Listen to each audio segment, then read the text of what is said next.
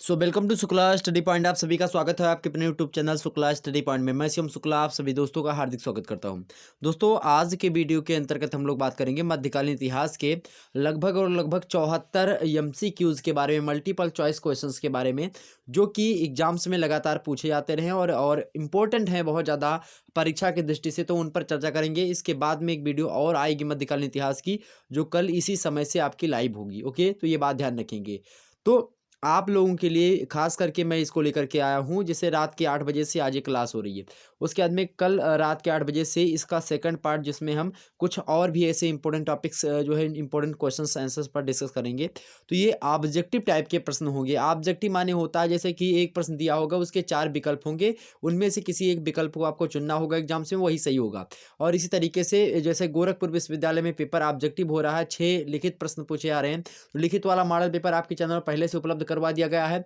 हालांकि ऑब्जेक्टिव का model paper भी दे दिया है, लेकिन मोस्ट इंपोर्टेंट प्रश्नों को एक प्रकार से हमने और रखने का प्रयास किया कि कुछ और इंपॉर्टेंट प्रश्न आपको करवा दिए जाएं, ताकि एग्जाम्स में आपके वहीं से लगभग प्रश्न फंसे। ओके, ताकि आपको कहीं पर इधर उधर जो है भटकने की आवश्यकता ना पड़े और आप एक जगह अच्छी तैयारी कर सकें।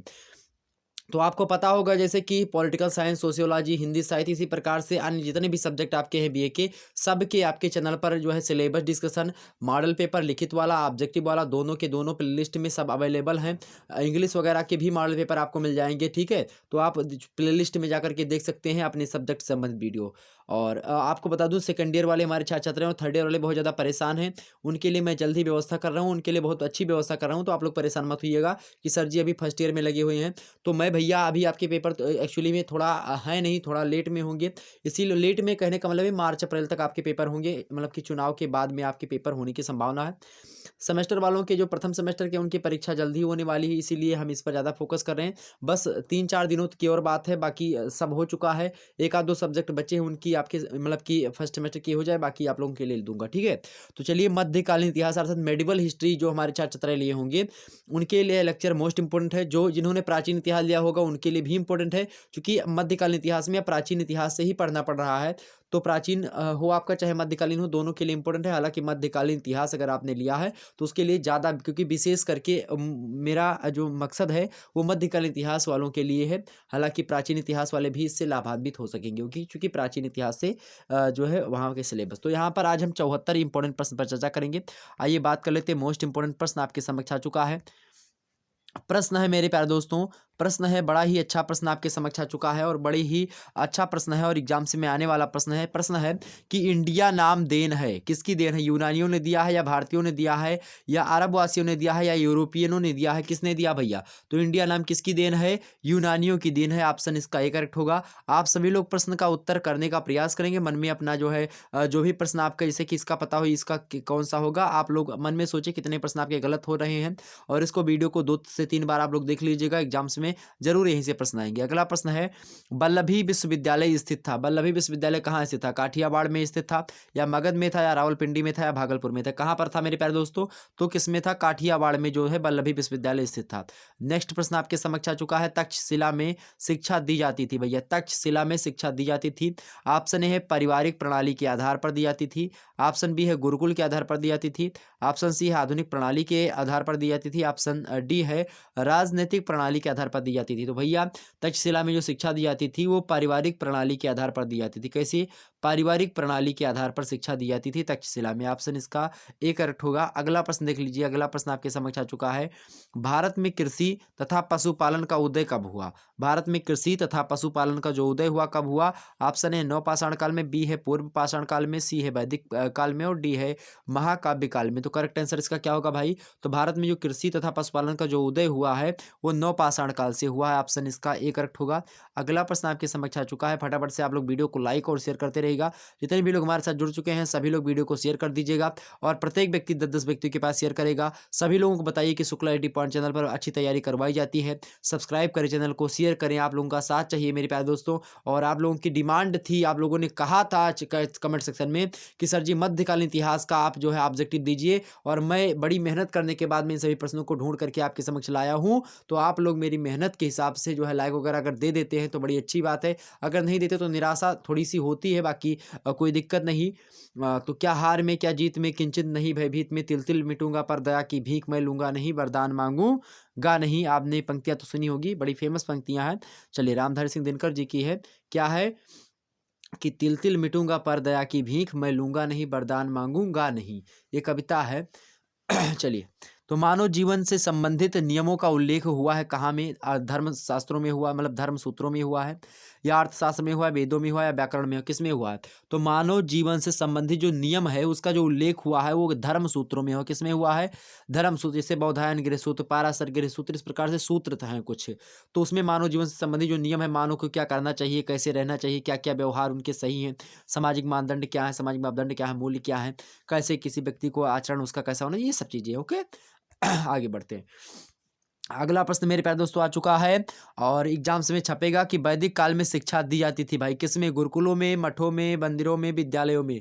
सभी को पता होगा, हमारे सभी भाई बंधु को पता होगा, वैदिक काल में जो शिक्षा दी जाती थी गुरुकुलों में दी जाती थी। ऑप्शन इसका ए करेक्ट होगा। अगला प्रश्न आपके समक्ष आ चुका है, ज्वलंत प्रश्न है मेरे प्यारे दोस्तों, जलजलात प्रश्न एकदम से जिसको आप बोल सकते हैं। प्रश्न है कि प्रागैतिहासिक युग में लिखित साक्ष्य पूर्णतः अनुपलब्ध है। ये ऑप्शन बी है, कहीं कहीं पर मिलते हैं, सी है चित्र रूप में मिलते हैं, या फिर डी है उपलब्ध हैं। तो प्राग ऐतिहासिक, आद्य ऐतिहासिक और ऐतिहासिक काल। तो प्रागैतिहासिक काल की बात की जाए तो पूर्णतः अनुपलब्ध है। प्रागैतिहासिक काल में लिखित साक्ष्य हमको कुछ नहीं मिले हैं। तो ये बात आप प्रागैतिहासिक काल में समझिए। जो आद्य ऐतिहासिक काल है उसमें हमको लिखित साक्ष्य तो मिले हैं, लेकिन उनको हम लोग पढ़ नहीं सके हैं। तो आद्य ऐतिहासिक में हम लोगों ने पढ़ ही नहीं पाया जो हमको मिला, और जो ऐतिहासिक काल है उसमें हमको जो लिखा हुआ मिला उसको हमने पढ़ भी लिया। तो इतिहास को हम तीन भागों में बांटते हैं। पहला है प्रागैतिहासिक काल, दूसरा है आद्य ऐतिहासिक काल, तीसरा है आपका ऐतिहासिक काल। प्रागैतिहासिक काल जहाँ पर पूर्णतः कोई लिखित साक्ष्य जो है अनुपलब्ध नहीं है, मतलब कि अनुपलब्ध है, मतलब कुछ भी हमको नहीं मिलता उसके बारे में जानकारी, जैसे सिंधु घाटी सभ्यता वगैरह हो गई, ये सॉरी आदि मानव वगैरह हो गए, ठीक। उसके बाद में सिंधु घाटी सभ्यता वगैरह हो गई, तो इसके बारे में हमको साक्ष्य मिले हैं, उनको हमने पढ़ नहीं पाया है सिंधु घाटी वाला, तो वो आद्य ऐतिहासिक हो गया सिंधु घाटी सभ्यता वगैरह। आदि मानव वगैरह वाले जो है वो प्रागैतिहासिक में चले जाएंगे आपके, ठीक है।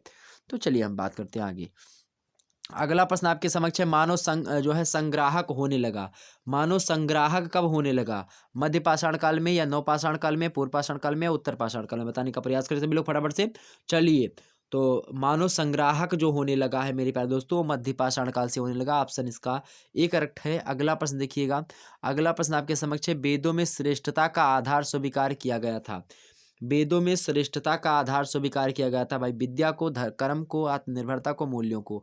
तो वेदों में श्रेष्ठता का आधार जो स्वीकार किया गया था वो विद्या को किया गया था। किसको भाई? विद्या को। ऑप्शन इसका ए करेक्ट होगा। अगला प्रश्न आपके समक्ष आ चुका है, थोड़ा सा कम दिखाई पड़ रहा होगा, उसके लिए कमेंट बाजी मत करिएगा, ये थोड़ा सा हमारे यहाँ से ही फॉल्ट है, तो आप परेशान मत होइएगा। अभी थोड़ा सा आगे दिखाई पड़ेगा। हम पढ़ रहे हैं विशाल स्नानागार की खोज कहाँ हुई?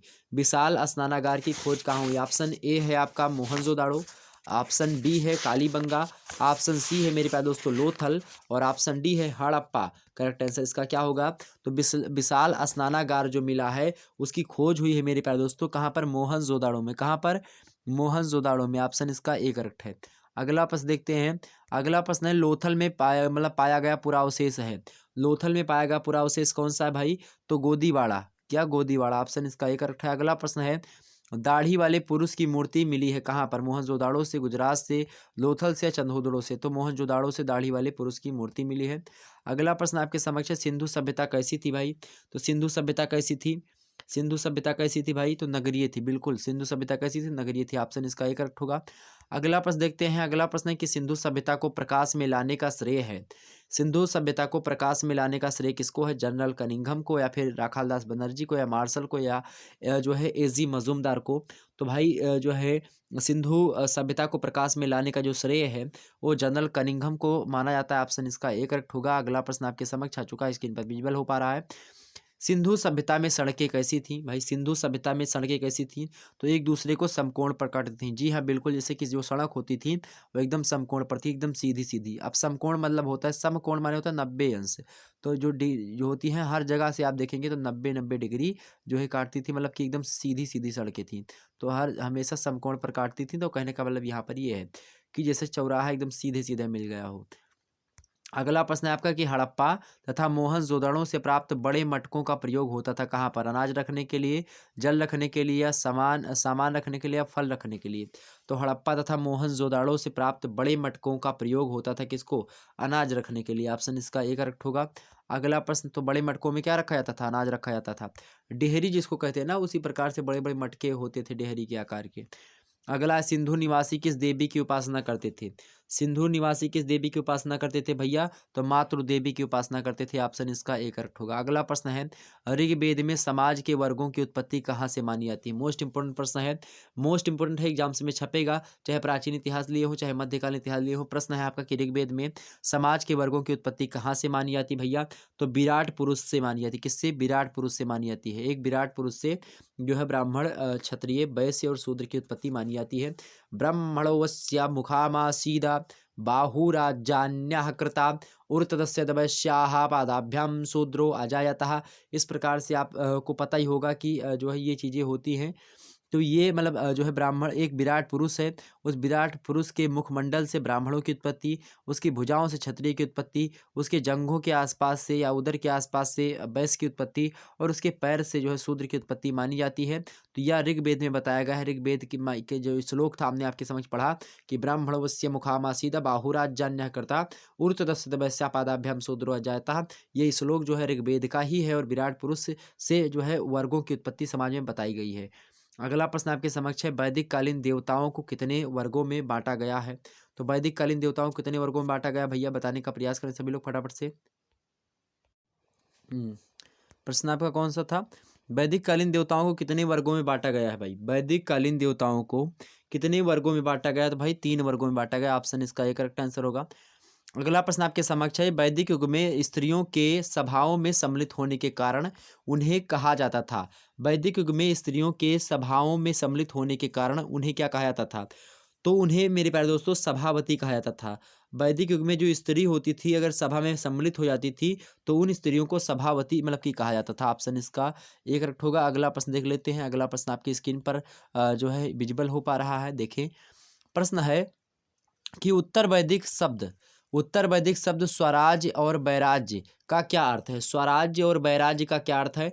ऑप्शन ए है राजतंत्रीय शासन, बी है कबीलाई शासन, सी है प्रजातंत्रीय शासन, और डी है अधिनायक तंत्रीय शासन। बताने का प्रयास करें तो उत्तर वैदिक, उत्तर माने होता है बाद में, वैदिक शब्द मतलब उत्तर वैदिक शब्द जो है उसमें उत्तर वैदिक में मतलब उत्तर वैदिक काल में बात की जाए तो वहाँ पर स्वराज्य और वैराज्य 2 शब्दों का प्रयोग किया जाता था। उन 2 शब्दों का जो प्रयोग है वो किन के शासन में किया, मतलब कि किसका मतलब था?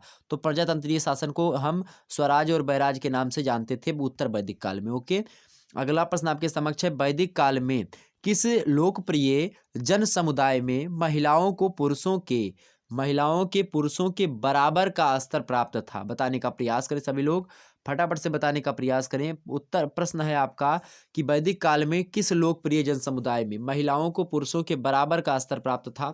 ऑप्शन है सभा, बी है समिति, डी है सी है गण, और डी है विदर्भ। बताने का प्रयास करें तो विदर्भ ऑप्शन इसका राइट आंसर होगा। ऑप्शन इसका डी होगा। ओके, अगला प्रश्न देखिए भाई।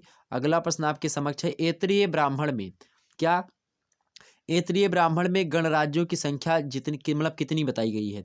तो ऐत्रीय ब्राह्मण ग्रंथों में जो गणराज्य है उनकी संख्या बताई गई है 10। कितनी बताई गई है? 10 गणराज्य। ऑप्शन इसका सी करेक्ट होगा। अगला प्रश्न आपके समक्ष है, स्वराज्य और वैराज्य शब्द का उल्लेख किस ग्रंथ में मिलता है? तो ये जो मिलता है वो ऐत्रीय ब्राह्मण ग्रंथ में ही मिलता है। ऑप्शन इसका ए करेक्ट होगा। ओके, अगला प्रश्न आपके समक्ष है, बड़ी तेजी से मैं बताने का प्रयास कर रहा हूँ ताकि आप कम समय में अधिक चीज़ें जान सकें। ओके, आपकी परीक्षा सर पे, वीडियो को 2 से 3 बार दोहरा करके देख लीजिएगा, कोई दिक्कत की बात नहीं होगी। और आपके एग्जाम्स में और जो लगभग जो है जो आपके माइंड में क्वेश्चन छपेंगे, अगर इनमें से कोई भी प्रश्न पूछा गया तो आप आसानी से कर पाएंगे। अगर आपने वीडियो को 2 से 3 बार देख लिया तो आप आसानी से जो है उन प्रश्नों के उत्तर को मतलब कि कर पाएंगे और क्लिक करेगा आपके माइंड में जरूर। प्रश्न है कि पाणिनि की पुस्तक अष्टाध्यायी, तो एक प्रश्न यहीं से बनता है, अष्टाध्यायी किस के लेखक कौन है, तो पाणिनि है। एग्जाम से प्रश्न लगातार बनता है, तो आप ये मोस्ट इंपॉर्टेंट प्रश्न है, इसको आप लोग एकदम से ध्यान रखिएगा। पाणिनि की पुस्तक कौन है, अष्टाध्यायी। तो पाणिनि की पुस्तक अध्याय जो अष्टाध्यायी, उसका विषय क्या है, उसमें चिकित्सा के बारे में बताया गया, या कानून के बारे में, या तर्कशास्त्र के बारे में बताया गया, या व्याकरण बताया गया है। तो पाणिनि की जो पुस्तक अष्टाध्यायी है उसमें व्याकरण संबंधित जो है नियम बताए गए हैं। ऑप्शन इसका डी करेक्ट होगा। ओके, व्याकरण पुस्तक है। अगला प्रश्न आपके समक्ष आ चुका है। फटाफट से एक बार वीडियो को लाइक और शेयर कर दीजिए। जितने हमारे प्यारे दोस्त देख रहे हैं वीडियो को, हमारी बहनें हमारे भाई देख रहे हैं वीडियो को, सभी लोग वीडियो को लाइक और शेयर करिएगा, और चैनल पर नए तो सब्सक्राइब जरूर कर दीजिएगा। अगला प्रश्न आपके समक्ष, ऋग्वेद में वशिष्ठ को किसके पुरोहित के रूप में प्रस्तुत किया गया है। तो भाई गुरुओं के, भरतों के, या फिर जो है कुरुओं के, या फिर जो है तुर्बसुओं के, बताने का प्रयास करें। तो वशिष्ठ को किसके पुरोहित के रूप में प्रस्तुत किया गया भैया, तो ऋग्वेद में वशिष्ठ को जो है वो भरतों के, जो भरत मुनि मतलब कि जो भरतवंशी हैं, उनके जो है पुरोहित के रूप में जो है बताया गया। ऑप्शन इसका बी करेक्ट है। अगला प्रश्न आपके समक्ष है, उत्तर वैदिक युग में पूरब दिशा के राजाओं को क्या कहा जाता था। तो पूरब दिशा की जो राजा होते थे उत्तर वैदिक काल में, तो उत्तर वैदिक युग में जो पूर्व दिशा के राजा हुआ करते थे उनको सम्राट की संज्ञा दी जाती थी। ऑप्शन इसका सी करेक्ट होगा। अगला है आपका जो है अगला प्रश्न है, वैदिक युगीन ये जो है इतिहास का प्रधान स्रोत है। वैदिक युगीन इतिहास का प्रधान स्रोत क्या है, श्रुति है, या जातक है, या पुराण है, या फिर राजतरंगिणी है, बताने का प्रयास करें। तो भाई कि क्या है, वैदिक युगीन इतिहास का प्रधान स्रोत क्या है, इतिहास जानने का जो प्रधान स्रोत है वो कौन सी है भाई, श्रुति है। ऑप्शन इसका एक करेक्ट है। अगला प्रश्न देखने का प्रयास करेंगे। अगला प्रश्न है, अथर्ववेद में क्या, अथर्ववेद में वर्णित प्रथम कृषि वैज्ञानिक कौन था। अथर्ववेद में वर्णित प्रथम कृषि वैज्ञानिक कौन था, मोस्ट इंपोर्टेंट प्रश्न है। तो कौन थे भाई, प्रथम कृषि वैज्ञानिक कौन है, उस कौन है भाई, पृथुवैन्य। कौन है, पृथुवैन्य। ऑप्शन इसका डी करेक्ट है। अगला प्रश्न आपके समक्ष है, औषधि वनस्पतियों के विषय में सूचना किस वेद में मिलती है। औषधि वनस्पतियों के विषय में सूचना जो होती है हमको किस वेद से मिलती है, किस वेद में जो है औषधियों के बारे में बताया गया है, तो अथर्ववेद में। किसमें, अथर्ववेद में। ऑप्शन इसका डी होगा। मोस्ट इंपोर्टेंट प्रश्न एग्जाम से छपेगा। अगला प्रश्न आपके समक्ष है, वैदिक आर्यों द्वारा उत्पादित सबसे लोकप्रिय खाद्यान्न था। वैदिक आर्यों के द्वारा उत्पादित सबसे लोकप्रिय खाद्यान्न क्या था, ब्रीही अर्थात चावल था। आपसे पूछा सकता है कि वैदिक काल में जो है चावल को किस नाम से जाना जाता था, तो ब्रीही कहा जाता था उसको। जौ को यव कहा जाता था, ईस को इच्छू कहा जाता था, मतलब जो गन्ना है ना उसी को ईख कहा जाता है ये, और उसी को इच्छू उस समय वैदिक काल में इच्छू कहा जाता था। ईख को जो हम लोग गन्ना कहते हैं आज, वो मूंग को मुग्ध कहा जाता था। ओके, जो मूंग दाल आप नमकीन खाते हैं ना हल्दीराम वाली, तो वो मुग्ध कहा जाता था उसको। ठीक है, तो आप बताने का प्रयास करें, वैदिक कार्यों के द्वारा उत्पादित सबसे लोकप्रिय जो खाद्यान्न था वो कौन सा था। तो यव जो था अर्थात जौ जिसको कहते हैं आप, वही जो है इनका प्रिय खाद्यान्न था। जितना बात क्लियर है, ऑप्शन इसका बी करेक्ट होगा। अगला प्रश्न आप देख लीजिएगा। अगला प्रश्न आपके समक्ष है, अगला प्रश्न आपके जो है लिए आ चुका है मेरे प्यारे दोस्तों, मोस्ट इंपोर्टेंट प्रश्न है। प्रश्न है कि मगध के प्रथम राजवंश का नाम था। मगध के प्रथम राजवंश का क्या नाम था, बताने का प्रयास करें फटाफट से।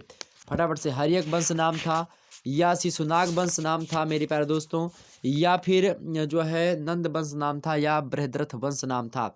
तो भाई मगध के प्रथम राजवंश का जो नाम था वो हर्यक वंश था। ऑप्शन इसका आ करेक्ट है। अगला प्रश्न देखिएगा। अगला प्रश्न आपके समक्ष है, वज्जीय संघ को जीतकर उसे मगध साम्राज्य में मिलाने वाला मगध सम्राट कौन था। तो वज्जी संघ को जीत करके मगध साम्राज्य में मिलाने वाला मगध का जो सम्राट था वह कौन था, जिसने वज्जी संघ को जीता था और मगध साम्राज्य में मिला लिया था। तो कौन था भाई, अजातशत्रु था। ऑप्शन इसका सी करेक्ट है, सा वाला। अगला प्रश्न देखिएगा। अगला प्रश्न है कि मगध की नई राजधानी पाटलिपुत्र की स्थापना की थी। मगध की नई राजधानी पाटलिपुत्र की स्थापना किसने करी थी, अशोक ने करी थी, या चंद्रगुप्त मौर्य ने करी थी, या बिंबिसार ने करी थी, या फिर उदय ने करी थी अर्थात उदयन ने करी थी, बताने का प्रयास करें। तो मगध की नई राजधानी जो पाटलिपुत्र की स्थापना करी थी वह उदयन ने ही करी थी। ऑप्शन इसका डी करेक्ट है। अगला प्रश्न देखने का प्रयास करेंगे। अगला प्रश्न है आपका कि नंद वंश का संस्थापक कौन था भाई। नंद वंश के संस्थापक कौन है भाई, सभी को पता है कौन नंद वंश के संस्थापक कौन है, शिशुनाग है, कौन है नंद वंश के संस्थापक कौन है, महापद्मनंद है। कौन है, महापद्मनंद। ऑप्शन इसका बी करेक्ट होगा। अगला प्रश्न देखते हैं, नंद वंश का विनाश करके मगध में मौर्य वंश की स्थापना करने वाला कौन था। नंद वंश का विनाश करके मगध साम्राज्य में मौर्य वंश की स्थापना की, वह व्यक्ति कौन था भाई? तो सभी को पता होगा, चंद्रगुप्त मौर्य। चाणक्य ने इसको जो है बच्चे को उठाया और उसके बाद में इसको इतना शिक्षा दे दी कि जो है घनानंद जैसे विशाल जो है राजा को, बड़े मतलब विशाल सेना वाले राजा को हरा देते हैं और जो है वहाँ पर शासन, तो इसी चाणक्य नीति फेमस है, आप समझते हैं ना होगे। अगला प्रश्न है, नंद वंश का जो सुबह सुबह आप लोग बड़े ज्ञानी बनते हैं व्हाट्सएप पे ना, आप लोग कहने का मतलब यहाँ पर ये नहीं है, बहुत सारे लोग व्हाट्सएप पे खूब लगाते हैं चाणक्य की नीति, चाहे उनको नीति पता ना हो, कभी वो फॉलो ना किए होंगे जीवन में उस नीति को, लेकिन लिखेंगे सुबह सुबह हाँ चाणक्य नीति, वहाँ पर व्हाट्सएप पर लगा देंगे, स्टोरी में, फेसबुक पर, इंस्टाग्राम पर। और आपको और बता दूँ एक बात, तो मैं भूल ही गया, इंस्टाग्राम आईडी मेरी बनी हुई है शुक्ला स्टडी पॉइंट नाम से, इंस्टाग्राम आईडी है मेरी शुक्ला स्टडी पॉइंट, आप लोग उसको फॉलो कर लीजिएगा। ओके, तो हमारे छात्र जितने भी हमको देख रहे हैं फटाफट से इंस्टाग्राम पर हमको फॉलो कर लीजिएगा, वहाँ पर जो है जो नोटिस वगैरह आती रहेंगी या फिर जो भी इंपॉर्टेंट चीज़ें होंगी वहाँ पर शेयर करती जाएंगी, मतलब कि की जाती रहेंगी, तो आप लोग जो है इंस्टाग्राम पर हमको फॉलो कर सकते हैं शुक्ला स्टडी पॉइंट नाम से। ओके, चलिए नंद वंश का अंतिम सम्राट कौन था, जिसे पराजित करके चंद्रगुप्त मौर्य मगध साम्राज्य का जो है सम्राट बना था? तो कौन था भाई? हमने अभी भी आपको बताया था, कौन था? घनानंद था। कौन था? घनानंद। ऑप्शन इसका आ करेक्ट है। अगला प्रश्न है आपका वो घनानंद नहीं थे जो हिंदी साहित्य में आप लोग पढ़ते हैं, घनानंद सुजान वाले, कि सुजान से जो है प्रेम जो करते थे, वो वाले घनानंद नहीं है, दूसरे घनानंद हैं। ये भी रसिक राजा था थोड़ा, घनानंद। अगला है, कौशल नरेश महाकौशल ने अपनी पुत्री को दहेज में काशी ग्राम दिया था, क्योंकि इसे, तो कौशल नरेश महाकौशल ने अपनी पुत्री को दहेज में काशी जो था वो ग्राम, काशी गांव दान में दिया था। तो ये बताएं कि जो है क्योंकि इससे क्या था, कौशल नरेश की प्रतिष्ठा बढ़ जाती, या साम्राज्य विस्तार में सहायक होता है, या रानी के सुगंधित द्रव्य स्नान आदि के लिए प्रयोग में आता, या फिर साम्राज्य विस्तार का प्रयास अवरुद्ध हो जाता। तो भाई इसका करेक्ट आंसर क्या होगा? सा ऑप्शन, रानी के सुगंधित द्रव्य स्नान आदि के लिए प्रयोग में आता, इसीलिए काशी ग्राम जो है इन्होंने मतलब ये दे दिया था कौशल नरेश ने। ओके, अगला प्रश्न आपके समक्ष है नंद वंश को लेकर के, नंद वंश के पतन का क्या कारण था? मतलब उत्तर है आपका ऑप्शन, मतलब ऑप्शन है आपका, अयोग्य उत्तराधिकारी थे नंद वंश में, या अल्पकालीन शासन था, या चंद्रगुप्त और चाणक्य का आविर्भाव हो गया, उपयुक्त तो सभी। करेक्ट आंसर इसका क्या होगा भाई? नंद वंश के पतन का कारण जो क्या था भाई, ये सभी कारण थे, क्योंकि उस समय क्या था भाई, जो है जो अयोग्य उत्तराधिकारी था, चूंकि घनानंद जो था, अल्पकालीन शासन जो है इसका था, और उसके बाद में चंद्रगुप्त और चाणक्य का आविर्भाव भी हो चुका था, तो ऐसे में ऑप्शन इसका डी लगेगा। अगला प्रश्न देख लेते हैं। अगला प्रश्न आपके लिए आ चुका है स्क्रीन पर, और बड़ा ही फेमस प्रश्न है, और प्रश्न है कि मौर्यकालीन भारत की जानकारी का प्रधान स्रोत है, मौर्यकालीन भारत की जानकारी का जो प्रधान स्रोत है वो कौन सा है मेरे प्यारे दोस्तों? मौर्यकालीन भारत की जानकारी का प्रधान स्रोत कौन सा है? ऑप्शन है मुद्रा राक्षस, बी है कौटिल्य अर्थशास्त्र, सी है मृच्छकट्टिकम, और डी है कल्पसूत्र। करेक्ट आंसर का क्या होगा भाई? तो जो कौटिल्य अर्थशास्त्र है वो मौर्य साम्राज्य की, मतलब मौर्यकालीन भारत की जानकारी देता है। ऑप्शन इसका बी करेक्ट होगा। अगला प्रश्न आपके समक्ष है, आधुनिक विद्वानों के अनुसार चंद्रगुप्त मौर्य किस वंश से संबंधित था? आधुनिक विद्वानों के अनुसार चंद्रगुप्त मौर्य किस वंश से संबंधित था भाई? तो किस वंश से संबंधित था चंद्रगुप्त मौर्य जो था? तो आपको पता ही होगा, जो है आधुनिक विद्वानों के अनुसार चंद्रगुप्त जो मौर्य था वह जो है मौर्य क्षत्रिय वंशीय था। ऑप्शन इसका जो है सी करेक्ट होगा। अगला प्रश्न है, चाणक्य की सहायता से चंद्रगुप्त मौर्य ने नंद वंश के किस शासक को पराजित कर मगध पर अपना आधिपत्य स्थापित किया था? तो भाई किसको किया था? घनानंद को। ऑप्शन इसका डी करेक्ट होगा, किसको? घनानंद को। अगला प्रश्न है, सेल्यूकस निकेटर जो था उसको पराजित करने के कारण चंद्रगुप्त मौर्य को जो प्रदेश प्राप्त हुए थे वे कौन से थे? सेल्यूकस निकेटर जो कि सिकंदर का कौन था? सेनापति था, तो उसको पराजित कर करके चंद्रगुप्त मौर्य को जो प्रदेश प्राप्त हुए थे वो कौन से थे भाई? तो काबुल, जो है कंदहार, हिरात और बिलोचिस्तान, ये सब जो है जीत लिया था किसने? चंद्रगुप्त मौर्य ने। ओके, और बाद में सेल्यूकस निकेटर की पुत्री के साथ, मतलब कि विवाह कर देते हैं शायद चंद्रगुप्त से, ऐसा कुछ है। हाँ बिल्कुल करते हैं विवाह। ओके, तो ये चीज़ है, आगे समझते हैं। अगला, सेल्यूकस ने चंद्रगुप्त मौर्य के दरबार में जो राजदूत भेजा था वह कौन था? सेल्यूकस निकेटर ने जो चंद्रगुप्त मौर्य के दरबार में जो राजदूत भेजा था वह राजदूत कौन था? उसका क्या नाम था? उसका नाम था मेगस्थनीज। और मेगस्थनीज की एक पुस्तक है, उसका नाम है इंडिका। मेगस्थनीज की एक पुस्तक है इंडिका। ओके, इंडिका पुस्तक से भी जानकारी मिलती है भारत के बारे में, तो इंडिका ये बड़ी फेमस पुस्तक है मेगस्थनीज की, इंपॉर्टेंट है, परीक्षा में प्रश्न बनेगा। इंडिका पुस्तक किसकी है? तो मेगस्थनीज की है। ठीक है, ध्यान रखेंगे। अगला प्रश्न आपके समक्ष है, चंद्रगुप्त मौर्य की सफलता का प्रधान कारण क्या था? चंद्रगुप्त जो मौर्य थे उनकी सफलता का प्रधान कारण क्या था? ऑप्शन ए चंद्रगुप्त मौर्य का अजय योद्धा होना, ऑप्शन बी है चंद्रगुप्त को चाणक्य जैसा गुरु मिलना, ऑप्शन सी चंद्रगुप्त के पास विशाल सेना होना, ऑप्शन डी है नंद वंश के शासकों की सेना का विद्रोही बन जाना। करेक्ट आंसर इसका क्या होगा? आप सभी को पता होगा, चंद्रगुप्त को चाणक्य जैसा गुरु मिलना, ये सबसे मोस्ट इंपॉर्टेंट है। ऑप्शन इसका भी करेक्ट होगा। अगर चाणक्य नहीं मिलते चंद्रगुप्त को तो ऐसा नहीं हो पाता कभी। अगला प्रश्न आपके समक्ष है, चंद्रगुप्त मौर्य का शासन प्रसिद्ध है। चंद्रगुप्त मौर्य का शासन प्रसिद्ध है। ऑप्शन ए कृषि की उन्नति करने के लिए, या सैन्य संगठन के कारण से, या राजनीतिक एकता के लिए, या फिर धर्म प्रचार के लिए। तो चंद्रगुप्त मौर्य का शासन प्रसिद्ध है किसके कारण से? राजनीतिक एकता के लिए। ऑप्शन इसका जो है सी करेक्ट होगा। अगला प्रश्न आपके समक्ष है, चंद्रगुप्त मौर्य के बाद मगध की गद्दी पर कौन बैठा? चंद्रगुप्त मौर्य के बाद में मगध की गद्दी पर कौन बैठा था भाई? अशोक बैठा, या कुणाल बैठा, बिंदुसार बैठा, दशरथ बैठा, कौन बैठा था? तो चंद्रगुप्त मौर्य के बाद में जो मगध की गद्दी पर बैठा था वो बिंदुसार बैठा। कौन बैठा? बिंदुसार बैठा। ऑप्शन इसका सा करेक्ट होगा। अगला प्रश्न आपके समक्ष है, देवनाम प्रिय तथा प्रियदर्शी की उपाधियां धारण करने वाला कौन सा मौर्य सम्राट था? सभी को पता होगा कौन था भाई? ऑप्शन सी होगा, अशोक था। कौन था? अशोक। देवनाम प्रियदर्शी, ठीक है, चंड अशोका इसको कहा जाता था। एक पिक्चर है वो देख लीजिएगा, एक पिक्चर है अशोका पिक्चर, ठीक है, अशोका पिक्चर शाहरुख खान की है और कटरीना कपूर की, मतलब करीना कपूर की है। बड़ी अच्छी मूवी है, देखिएगा कभी टाइम मिले तो। ऐतिहासिक मूवी है, उसमें इतिहास के बारे में आपको जानकारी मिल जाएगी थोड़ी बहुत। ठीक। प्रश्न है अगला कि अपने साम्राज्य में जनता के नैतिक स्तर को उन्नत करने के लिए अशोक ने किन अधिकारियों की नियुक्ति करी थी? तो किन की नियुक्ति करी थी भाई? धर्म महा जो है मात्र की नियुक्ति करी थी। ऑप्शन इसका कौन सा करेक्ट होगा? बा करेक्ट होगा। ठीक है, आगे बढ़ते हैं। अगला प्रश्न आपके समक्ष है, बिंदुसार ने दरबार में जो है मिस्र के राजा टालेमी ने किस दूत को भेजा था?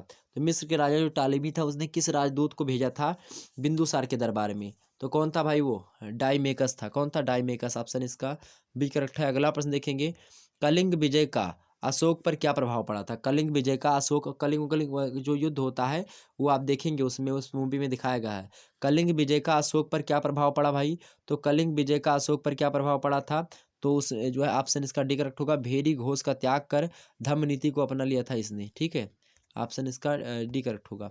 अगला प्रश्न है, अशोक ने प्रजा की भलाई एवं धर्म की रक्षा के लिए नियुक्त किए थे क्या? प्रांतपति, या प्रतिवेदक, या निरीक्षक, या धर्म महामात्र? किस क्या नियुक्त किए थे? धर्म महामात्र नियुक्त किए थे। अशोक ने प्रजा की रक्षा के लिए, अशोक ने प्रजा की रक्षा के लिए क्या किया था मेरे प्यारे दोस्तों? अशोक ने प्रजा की रक्षा के लिए या प्रजा की भलाई के लिए, धर्म की रक्षा के लिए एक धर्म महामात्र नियुक्त किया था। ऑप्शन इसका डी करेक्ट होगा। अगला प्रश्न है, अशोक का राज्य वास्तव में था कैसा था? निरंकुश था, लोक कल्याणकारी था, या धर्मनिरपेक्ष था, या सैनिक राज्य था? तो अशोक का राज्य जो वास्तव में था वह एक लोक कल्याणकारी राज्य था। ऑप्शन इसका बी करेक्ट होगा, वेलफेयर स्टेट था। अगला प्रश्न है, कौन सा स्तंभ आज भी हमारे राष्ट्र चिन्ह का प्रतीक है? सांची का स्तूप, या भारहूत का स्तूप, या धामेक स्तूप, या सारनाथ का अशोक स्तंभ? तो भाई सारनाथ का जो अशोक स्तंभ है यही जो है हमारा राष्ट्रीय चिन्ह है। ऑप्शन इसका जो है दा करेक्ट होगा। अगला प्रश्न आपके समक्ष है, अशोक के स्तंभ लेख लिखे गए थे, मतलब किस लिपि में लिखे गए? तो केवल ब्राह्मी में, या ब्राह्मी एवं खरोष्टी दोनों में लिखे गए, ब्राह्मी, खरोष्टी, अरमाइक तीनों में लिखे गए, या ब्राह्मी, खरोष्टी, अरमाइक एवं ग्रीक इन सभी में लिखे गए? तो अशोक के स्तंभ जो लिखे गए थे ब्राह्मी में भी है, खरोष्टी में भी है, अरमाइक में भी है, और ग्रीक में भी है। ओके, तो ये ऑप्शन इसका डी करेक्ट होगा। अगला प्रश्न देखते हैं, मौर्य क्या है? मौर्य साम्राज्य के पतन का कारण अशोक की अहिंसावादी नीति थी। यह कथन किसका है? मौर्य साम्राज्य के पतन का कारण अशोक की अहिंसावादी नीति थी। यह कथन किसका है? तो हरप्रसाद शास्त्री। किसका है? हरप्रसाद शास्त्री का। ऑप्शन इसका डी करेक्ट है। अगला प्रश्न देख लीजिएगा। अगला प्रश्न आपका है मेरे प्यारे दोस्तों, अगला प्रश्न है कि अंतिम मौर्य सम्राट बृहद्रथ की हत्या करने वाला सेनापति कौन था? अंतिम मौर्य सम्राट बृहद्रथ की हत्या करने वाला जो सेनापति था उसका नाम था कौन सा? क्या नाम था? पुष्यमित्र। क्या नाम था? पुष्यमित्र। ऑप्शन इसका आ करेक्ट होगा। एक बार सभी लोग वीडियो को लाइक और शेयर कर दीजिएगा। ओके, फटाफट से वीडियो को लाइक और शेयर कर दीजिए जितने भी लोग देख रहे हो। ओके चलिए आगे बढ़ते हैं। अगला प्रश्न आपके समक्ष है कि किस प्रश्न क्या है आपका भाई? प्रश्न है कि किस गुप्त सम्राट ने, प्रश्न क्या है भाई? किस गुप्त सम्राट ने सर्वप्रथम महाराजाधिराज की उपाधि धारण करी थी? किसने करी थी? ऑप्शन ए श्रीगुप्त ने, बी है घटोत्कच ने, सी है समुद्रगुप्त ने और डी है चंद्रगुप्त प्रथम ने। तो भाई इसका करेक्ट आंसर क्या होगा? चंद्रगुप्त प्रथम, ऑप्शन इसका डी करेक्ट होगा। चंद्रगुप्त प्रथम ने जो है क्या किया था? महाराजाधिराज की उपाधि जो है वो धारण करी थी। चंद्रगुप्त जो प्रथम है वो जो है गुप्त सम्राट के होंगे, मतलब कि गुप्त जो है कहाँ के? गुप्त वंश के होंगे, ध्यान रखेंगे। गुप्त वंश का जो प्रथम सम्राट है वो कौन है भाई? गुप्त वंश का प्रथम सम्राट कौन है? श्रीगुप्त। कौन है गुप्त वंश के प्रथम सम्राट? श्रीगुप्त है। ओके, ये बात ध्यान रखेंगे, प्रश्न ये भी बन सकता है। अगला प्रश्न है आपका कि गुप्त संवत का प्रचलन किस गुप्त सम्राट ने किया? गुप्त संवत का प्रचलन किस गुप्त सम्राट ने किया भाई? तो किसने किया है? चंद्रगुप्त प्रथम ने किया, ऑप्शन इसका बी करेक्ट होगा। अगला प्रश्न देख लेते हैं। अगला प्रश्न आपका गुप्त साम्राज्य का वास्तविक संस्थापक कौन था? गुप्त सम्राट का मतलब साम्राज्य का वास्तविक संस्थापक कौन था भाई? तो चंद्रगुप्त प्रथम ही ये वास्तविक संस्थापक था, लेकिन मुख्य रूप से संस्थापक कौन था? श्रीगुप्त पहला था। ओके, ये बात ध्यान रखेंगे, ऑप्शन इसका सी करेक्ट होगा। वास्तविक पूछेगा तो चंद्रगुप्त प्रथम ही लगाएंगे। अगला प्रश्न है गुप्त संवत कब प्रचलित किया गया भाई? तो गुप्त संवत जो प्रचलित किया गया था कब किया गया था? 320 ईस्वी में, ऑप्शन इसका सी करेक्ट होगा। अगला प्रश्न, चंद्रगुप्त प्रथम ने शासन किया कब से शासन किया था? चंद्रगुप्त प्रथम ने शासन किया तो 335 ईस्वी तक। कब तक शासन किया? 335 ईस्वी तक शासन किया था चंद्रगुप्त प्रथम ने। अगला प्रश्न आपके समक्ष है, किस गुप्त सम्राट ने लिच्छवी वंश की राजकुमारी से विवाह संबंध स्थापित किया था? तो कौन सा गुप्त सम्राट था जिसने लिच्छवी वंश की राजकुमारी जो थी उससे विवाह संबंध स्थापित किया था? क्या वो कांच था या समुद्रगुप्त था या रामगुप्त था या चंद्रगुप्त प्रथम था? तो कौन था मेरे प्यारे दोस्तों? चंद्रगुप्त प्रथम ने ही लिच्छवी वंश की राजकुमारी से विवाह किया था। ओके, ऑप्शन इसका डी करेक्ट होगा। अगला प्रश्न देखते हैं। अगला प्रश्न आपके समक्ष है, राजा रानी प्रकार के सिक्के का प्रचलन क्यों किया गया? राजा रानी प्रकार के सिक्के का प्रचलन क्यों किया गया? बताने का प्रयास करें तो विवाह की स्मृति पर किया गया था। राजा रानी प्रकार के सिक्के का जो प्रचलन किया गया था तो वो विवाह की स्मृति पर किया गया था। ऑप्शन इसका जो है सी करेक्ट होगा, विवाह को याद रखा जाए इसके लिए। अगला प्रश्न आपके समक्ष है और अब जो है थोड़ा सा प्रश्न और आपका बचा हुआ है, बाकी जो है कल के वीडियो में हम डिस्कस करेंगे। ठीक है, चंद्रगुप्त प्रथम के जो है महाराजधिराज की उपाधि धारण करने का प्रमाण जिस अभिलेख में मिलता है वह अभिलेख कौन सा है? चंद्रगुप्त प्रथम ने मतलब कि के महाराजाधिराज की उपाधि इसने धारण करी थी, तो इसका प्रमाण किस अभिलेख में मिलता है हमको? तो इसका प्रयाग प्रशस्ति में हमको जो है ग्रंथ में मिलता है, प्रयाग प्रशस्ति जो अभिलेख है इसमें मिलता है। ऑप्शन इसका सी करेक्ट होगा। अगला प्रश्न आपके समक्ष है, राजा रानी, क्या प्रश्न है आपका? राजा रानी प्रकार के सिक्के का प्रचलन समुद्रगुप्त ने किया था। किसने? आपसे पूछेगा एग्जाम से में किसने किया था? तो राजा रानी सिक्के का प्रचलन जो है प्रकार के सिक्के का प्रचलन समुद्रगुप्त ने किया था। और यह कथन किसने कहा है? रैप्सन ने कहा या फिर एस अल्टेकर ने कहा है या एलन ने कहा है या फिर एस के चक्रवर्ती ने कहा है? ये सब इतिहासकार हैं, तो बताने का प्रयास करें। राजा रानी प्रकार के सिक्के का प्रचलन समुद्रगुप्त ने किया है। यह कथन किसका है भाई? तो यह कथन कहा था प्रोफेसर एलन ने। ऑप्शन इसका सी करेक्ट है। आपको बता दूं कि समुद्रगुप्त जो थे वह 100 से अधिक युद्ध लड़ा था इसने, और जो है और 100 से अधिक युद्धों को लगातार जीता था। कोई एक युद्ध हारा भी नहीं, समुद्रगुप्त ही ऐसा था। ठीक, एग्जाम से प्रश्न पूछेगा कि कौन सा ऐसा था जिसने 100 युद्ध लड़े और 100 के 100 जीते? मतलब कि समुद्रगुप्त ही था। आपसे पूछेगा कि जो है इतिहास का स्वर्ण युग किसे कहा जाता है? एग्जाम से प्रश्न बनेगा तो कौन है स्वर्ण युग भाई? तो जो गुप्ता पीरियड है यही स्वर्ण काल कहा जाता है इतिहास का। ओके, बात ध्यान रखेंगे, पूरे के पूरे इतिहास का स्वर्णकाल कहा जाता है गुप्ता पीरियड। ओके, ये बात ध्यान रखेंगे। आपसे पूछेगा कि जो है भारत का नेपोलियन किसे कहा जाता है? तो समुद्रगुप्त को ही कहा जाता है भारत का नेपोलियन। ओके, ध्यान रखेंगे ये बात। इतनी बात क्लियर हुई, आगे बढ़ते हैं। अगला प्रश्न आपके समक्ष आ चुका है। अगला प्रश्न है कि समुद्रगुप्त के जीवन चरित्र एवं उसकी उपलब्धियों की जानकारी होती है किससे? मेहरौली अभिलेख से होती है या भीतरी अभिलेख से होती है, प्रयाग प्रशस्ति से, या फिर जूनागढ़ अभिलेख से होती है? किससे होती भाई? तो प्रयाग प्रशस्ति से समुद्रगुप्त के जीवन चरित्र और उसकी उपलब्धियां जो है उनके बारे में हमको जानकारी मिलती है। किससे? प्रयाग प्रशस्ति से। तो अब हम आगे के प्रश्नों को देखेंगे नेक्स्ट वीडियो में, कल की वीडियो में। तो आप आज का लगभग जो है जितना प्रश्न हमने बताया था आपका हो गया है। अब कल की जो वीडियो आएगी उसमें हम चर्चा करेंगे अन्य प्रश्नों के बारे में। ठीक है, और जो कल की वीडियो होगी उसमें हम 68 क्वेश्चन इंपॉर्टेंट प्रश्नों पर चर्चा करेंगे। इसमें हमने 72 मोस्ट इंपॉर्टेंट प्रश्न जो थे उनके बारे में हमने आपको बता दिया। ये मॉडल पेपर 2 नाम से ऐसे आपके समक्ष वीडियो आएगी, उसमें हम 68 इंपॉर्टेंट प्रश्न जो आपके बचे हुए हैं उनके डिस्कस करूंगा, तो आप लोग उसको जरूर देखिएगा इस जो है सेशन को। ओके, और आपको बता दूं मेरे प्यारे दोस्तों कि अभी अभी हमने क्या डिस्कस किया, आपको बता दूं कि ये ऑब्जेक्टिव मॉडल पेपर 1 था, और इससे पहले एक मॉडल पेपर और ऑब्जेक्टिव का पढ़ा उसको हमने देखा। इसमें 74 प्रश्न हमने अब मोस्ट इंपोर्टेंट देख लिया आपकी। ठीक है, multiple choice objective question. Okay, फिर मिलते हैं नेक्स्ट वीडियो में, तब तक के लिए जय हिंद जय भारत। आप सभी को बहुत बहुत धन्यवाद हमारे से जुड़ने के लिए। इसी प्रकार से अपना प्यार दुलार बनाकर धन्यवाद।